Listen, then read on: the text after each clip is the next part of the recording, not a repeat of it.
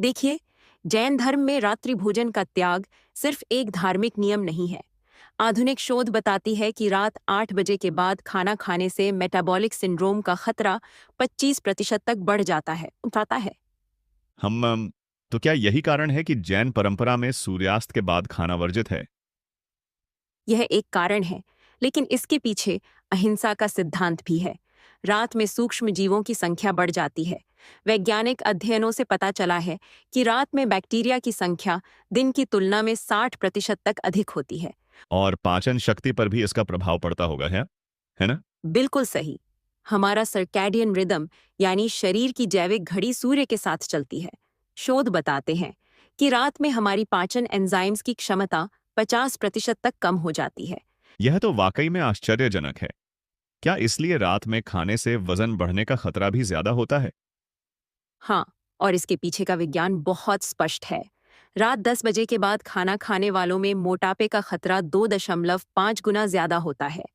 इसका कारण है कि रात में हमारा मेटाबॉलिज्म 10 से 35% तक धीमा हो जाता है। तो इसका मतलब है कि हमारे पूर्वजों ने बिना आधुनिक उपकरणों के ही ये सब समझ लिया था। हाँ, और सिर्फ यही नहीं, जैन ग्रंथों में लिखा है कि रात में भोजन करने से आयु कम होती है। आज के वैज्ञानिक अध्ययन बताते हैं कि लेट नाइट ईटिंग से टाइप 2 डायबिटीज का खतरा 19% तक बढ़ जाता है। लेकिन आज की व्यस्त लाइफस्टाइल में इस नियम का पालन कैसे किया जा सकता है? इसके लिए धीरे धीरे शुरुआत करें।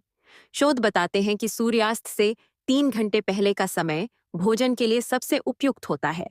इससे मेलाटोनिन का स्तर सही रहता है और नींद की गुणवत्ता भी बेहतर होती है। तो क्या यह कहा जा सकता है कि प्राचीन ज्ञान और आधुनिक विज्ञान एक दूसरे के पूरक हैं? बिल्कुल। हमारे पूर्वजों का ज्ञान केवल आस्था पर नहीं, बल्कि गहरे वैज्ञानिक अवलोकन पर आधारित था। आज का विज्ञान उनके ज्ञान की सत्यता को प्रमाणित कर रहा है। यह वाकई में एक बेहद रोचक विषय रहा। हाँ, और यह दर्शाता है कि कैसे प्राचीन भारतीय ज्ञान आज भी हमारे स्वस्थ जीवन के लिए प्रासंगिक है। हमें बस इसे वैज्ञानिक नजरिए से समझने की जरूरत है।